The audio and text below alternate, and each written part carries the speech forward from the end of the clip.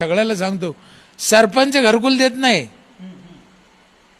सरपंच घरकुल देतच नाही तर सरपंचाला मागते कशाला मला हे कळत नाही. याचा अर्थ एवढा अडाणी समाज आहे. अजून जे सरपंच आम्ही घरकुल मंजूर करून देतो म्हणते ते 5,000 घेते.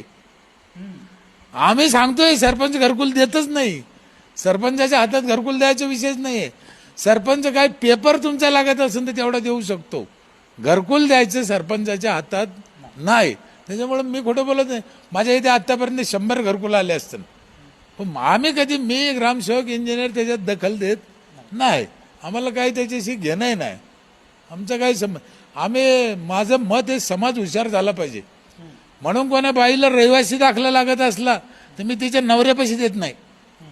त्याचं कारण काय, ती आली पाहिजे, तिला माहीत झालं पाहिजे, तिला कळलं पाहिजे.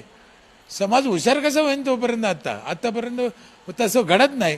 म्हणून हा समाज तसं आहे, आम्हाला देत नाही, आम्हाला देत नाही म्हणजे काय. आणि कोण देणार कुठून.